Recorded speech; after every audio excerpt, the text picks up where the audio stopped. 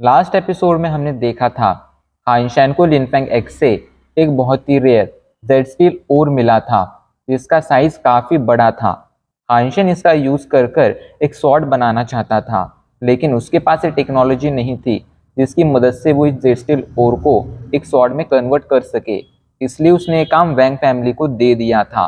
वैंग family के पास वो technology भी थी एंड वो लोग इसमें काफी ज्यादा एक्सपर्ट भी थे। ऐसे में वो लोग इस काम को बहुत अच्छी तरह से कर सकते थे। अब आगे वैंग फैमिली को ये रिस्पॉन्सिबिलिटी सौंपने के बाद हाइंशन वहां से दफने आ जाता है। वो अभी के लिए अपने कमरे में था, उसके साथ यैनरेन वहां पर मौजूद थी। हाइंशन यैनरेन से कहता है, यैनरेन, अभी हाल फिलहाल में मुझे एक सुपर पावर मिली है, क्या तुम उसे ट्राई करना चाहोगी? तो इस पर यैनरेन पूछती है, आखिर वो किस तरह की सुपर पावर है? तो इस पर हाइंशन उससे कहता है, मेरी आंखों में देखो। तो इस पर यैनरेन उसकी आंखों में देखना शुरू कर देती है। तभी अचानक से हाइंशन अपनी एनर्जी को बिल्कुल उसी तरह फ्लो करता है जिस तरह घोस्ट स्पाइडर अपनी एनर्जी फ्लो करता था, जिस वजह से अब यैनरेन उसके वश में आ जाती है। अभी के लिए यैनरेन ने अपना सारा का सारा मेंटल कंट्रोल खो दिया था एंड वो बिल्कुल वही कर रही थी जो उसे करने के लिए हाइंशन कह रहा था। हाइंशन जल्दी से एक वीडियो प्ले करता है जिसमें एक लड़की डांस कर रही थी एंड वो यैनरेन से कहता है, तुम भी बिल्कुल इसी तरह डांस करो। इस पर यैनरेन डांस करना शुरू कर देती है। अभी के लिए हाइंशन बहुत ज़्यादा खुश था क्योंकि यैनरेन बिल्कुल वही कर रही थी जो उसे करने के लिए हाइंशन कह रहा था। अब उसे समझ आ रहा था कि ये घोस्ट आई स्पाइडर की एबिलिटी सच में बहुत ज़्यादा यूजफुल है। वो एक के बाद एक यैनरेन को उसके करीब आने के लिए कहता है, जिस पर यैनरेन उसके करीब आने लगती है। अभी के लिए यैनरेन काफ़ी ज़्यादा ब्यूटीफुल लग रही थी एंड हाइंशन उसे घूरे जा रहा था। हाइंशन को लग रहा था कि यैनरेन पूरी तरह से उसके वश में है, लेकिन तभी अचानक से यैनरेन उसके पास आकर उसे एक जोरदार पंच मार देती है एंड गुस्से में कहती है, मैं जानती थी तुम एक अच्छी इंसान तो बिल्कुल नहीं हो, आखिर तुम्हारी हिम्मत कैसे हुई मुझे हिप्नोटाइज करने की?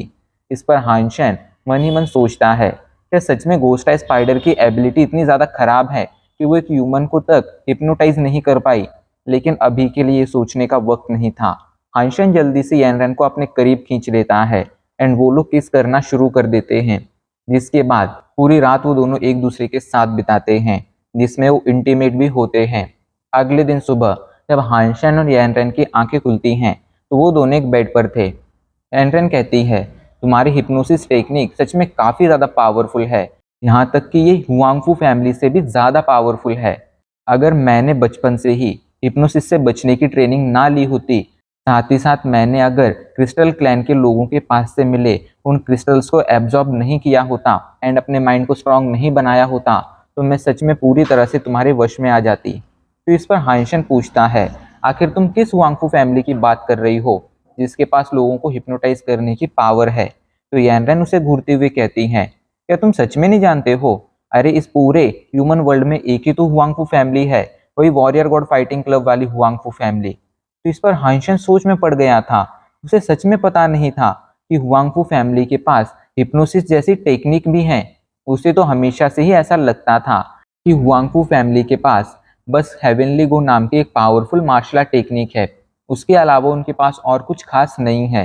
तभी एनरन उसे बताती है, हुआंगफू फैमिली का हर एक member human psychology, dark psychology, manipulation और हिप्नोसिस इन सभी में एक्सपर्ट होता है। उनके पास ये टेक्निक्स पीढ़ियों से हैं, इस वजह से वो लोग इसमें बहुत ज़्यादा एक्सपर्ट बन चुके हैं। तुम्हें क्या लगता है कि वॉरियर गॉड फाइटिंग क्लब के पास इतने सारे स्टूडेंट कैसे आते हैं? वो इसी टेक्निक की वजह से उनके पास आते हैं। एंड रही बात हेवनली गो की, तो हेवनली गो ओरिजिनली हुआंगफू फैमिली को बिलोंग नहीं करता है, बल्कि ये उन्हें बाहर से मिला था। इस वजह से आज तक हुआंगफू फैमिली के सिर्फ 2 लोग उसे प्रैक्टिस कर पाए हैं। ये सुनकर हाइंशन सोच में पड़ गया था। वो कहता है, अगर ऐसी बात है तो फ्यूचर में मुझे हुआंगफू फैमिली के लोगों से मिलना चाहिए। उनसे मिलकर मैं इन चीज़ों के बारे में और ज़्यादा जान सकता हूँ। पिंगुइंग मुझे इन चीज़ों के बारे में और ज़्यादा बता सकती है। लेकिन जैसे ही एनरेन ये सुनती है कि हाइंशन पिंगुइंग से मिलने वाला है, तो वो आग बबूला हो जाती है। वो गुस्से में हाइंशन से कहती है, मैं तुम्हें धमकी दे रही हूँ, अगर तुमने पिंगुइंग से मिलने की कोशिश की तो मुझसे बुरा कोई नहीं होगा। तो इस पर हाइंशन जल्दी से अपना सिर हिलाते हुए कहता है, हाँ हाँ, मैं उससे नहीं मिलूंगा, अब मेरा कान छोड़ो। अब सीन चेंज हो जाता है एंड हमें एडवांस डेमन वर्ल्ड का सीन दिखाया जाता है। अभी के लिए हमें सैंडाओ रिवर का सीन दिखाया गया था। हाइंशन अभी के लिए सैंडाओ रिवर के एरिया में था, जहाँ पर बहुत सारी लेक्स थी। लेकिन हाइंशन अभी के लिए बिशुई लेक को ढूंढ रहा था, क्योंकि उसे ये इन्फॉर्मेशन मिली थी कि बिशुई लेक के पास एक बहुत ही पावरफुल बीस्ट रहता है, जो दिखने में किसी डायनासोर जैसा है एंड बहुत ही ज़्यादा पावरफुल है। उन र्यूमर से हाइंशन इतना तो समझ गया था कि वो डायनासोर जैसा दिखने वाला बीस्ट जरूर एक सुपर बीस्ट होगा। लेकिन अगर वो सुपर बीस्ट था एंड बिशुई लेक के पास रहता था, तो वो हाइंशन को दिख क्यों नहीं रहा था, ये उसे समझ नहीं आ रहा था। हाइंशन आगे बढ़ना जारी रखता है। तभी वो देखता है कि एक जगह पर अभी के लिए कुछ लोग फाइट कर रहे हैं। तभी उन लोगों में से एक बंदा कहता है, तुमने एंजल जिन से भिड़ने की हिम्मत की है, आज तुम यहाँ से जिंदा नहीं जा पाओगे। अभी के लिए एंजल जिन के बहुत सारे लोगों ने एक बंदे को घेर रखा था एंड वो अकेला इन सभी से फाइट कर रहा था। ये देखकर हाइंशन सोच में पड़ गया था कि उसे क्या करना चाहिए। वो अच्छी तरह से जानता था कि एंजल जीन कौन है। ये बंदा जिसे एंजल जीन के लोगों ने घेर रखा है, हो सकता है कि कोई अच्छा इंसान ना हो, लेकिन एंजल जीन भी हद से ज़्यादा घटिया है। ऐसे में इस बंदे की मदद मुझे करनी चाहिए। लेकिन अगर मैं जाकर इस बंदे को बचाने की कोशिश करूँगा, तो ये एंजल जीन वाले मेरी बात नहीं सुनेंगे, क्योंकि हाइंशन को कोई इतना ज़्यादा पावरफुल नहीं समझता है कि उसकी प्रेजेंस से ही लोग पीछे हट जाएं। ऐसे में मुझे कॉइन बनकर वहाँ पर जाना होगा। यही सोचकर हाइंशन जल्दी से डेमनिक आंट आर्मर पहन लेता है एंड तेजी से उस डायरेक्शन में आगे बढ़ना शुरू कर देता है। एक बंदे को अपनी तरफ आगे बढ़ता देख जल्दी से एक बंदा पूछता है, तुम कौन हो एंड आखिर तुम्हारी हिम्मत कैसे हुई एंजल जीन के मैटर में इंटरफेयर करने की?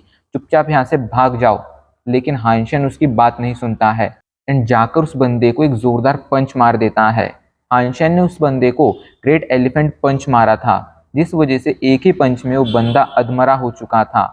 इधर एंजल जीन के बाकी सभी लोग पहचान गए थे कि ये बंदा कोई और नहीं बल्कि कॉइन है एंड कॉइन को वहां पर देखकर अभी के लिए वो सभी डर चुके थे। एक बंदा कॉइन से कहता है, कॉइन, एंजल जीन की और तुम्हारी कोई दुश्मनी नहीं है, ऐसे में आखिर तुम इस मैटर में इंटरफेयर क्यों कर रहे हो? अच्छा यही होगा कि तुम इस मैटर से दूर रहो एंड हमसे दुश्मनी मोल लेने की हिम्मत ना करो। तो इस पर कॉइन कहता है, मुझे तुम लोगों की प्रेजेंस से एंड तुम्हारे एंजल जीन से कोई फर्क नहीं पड़ता है। मैं यहाँ पर इस बंदे को बचाने आया हूँ एंड मैं इसे बचाकर लेकर जाऊंगा। अगर तुम में हिम्मत है तो मुझे रोक लो। इस पर वो सभी पीछे हट जाते हैं। इसी में भी अभी के लिए कॉइन से भिड़ने की हिम्मत नहीं थी। इधर कॉइन जाकर उस बंदे को संभालता है।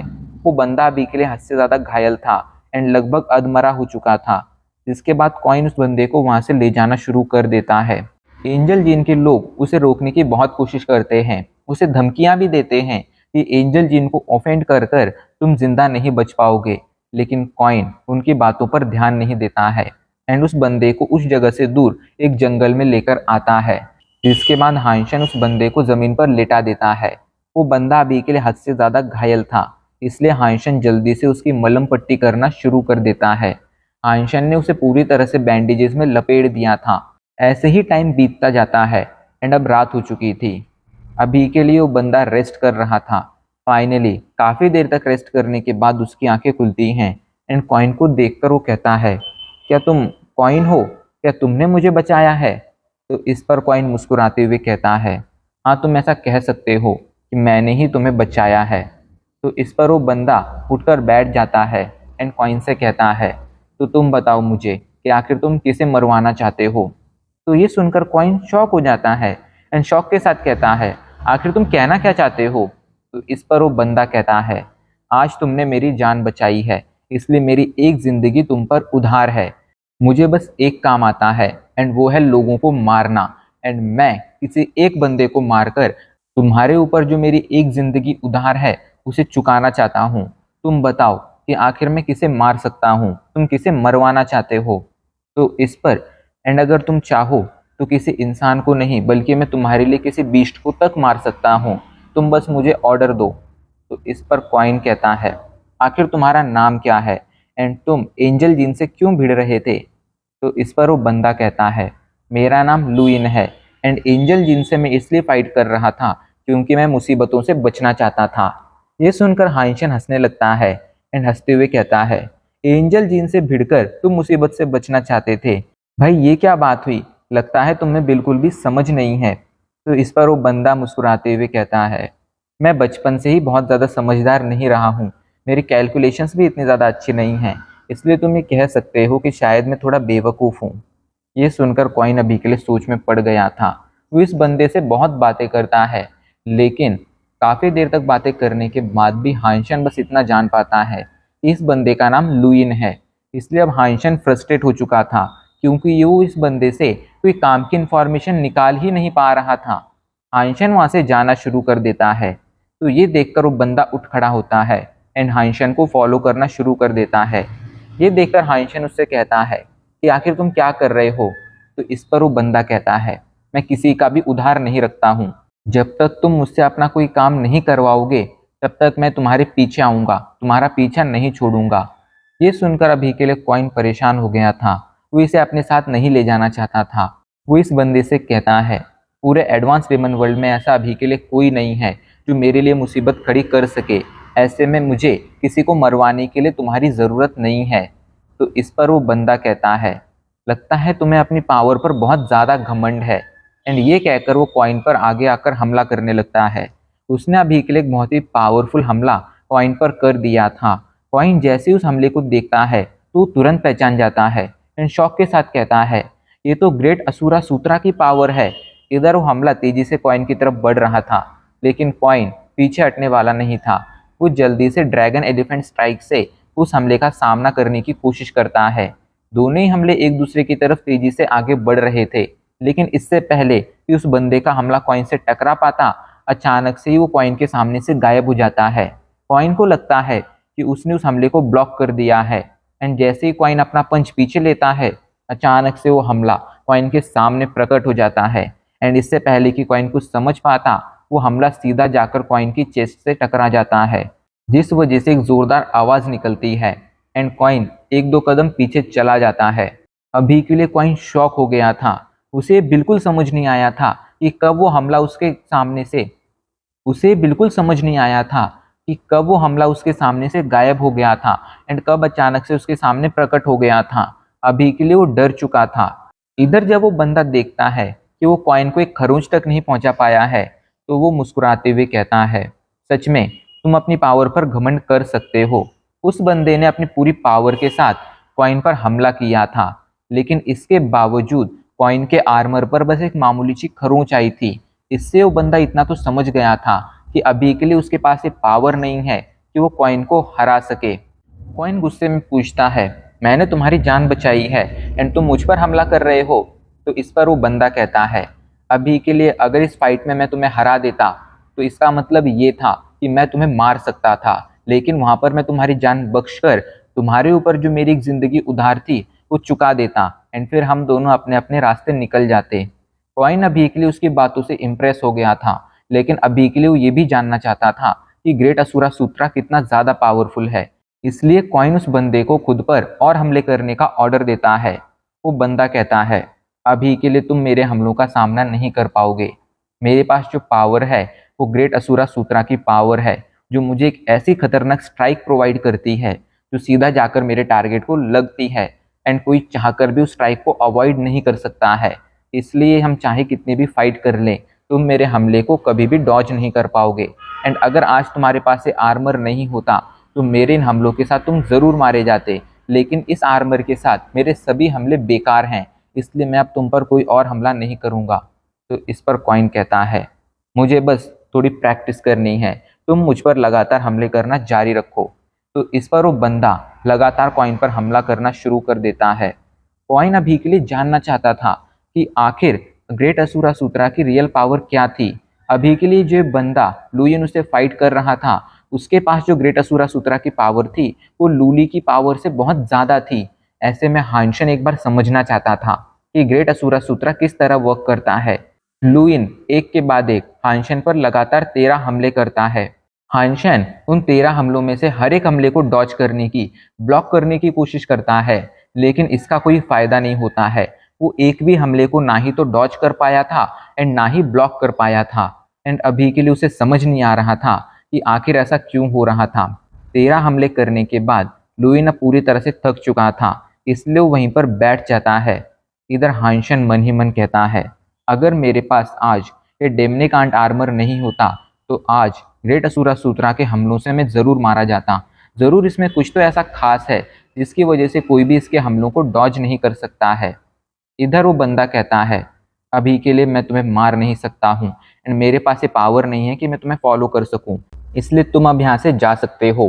फ्यूचर में जब भी तुम्हें मेरी ज़रूरत पड़े मुझे एक बार कांटेक्ट कर कर बुला लेना, तुम्हारे कहने पर मैं कुछ भी कर दूंगा। इस पर हाइंशन बस अपना सिर हिलाता है एंड वहाँ से जाने लगता है।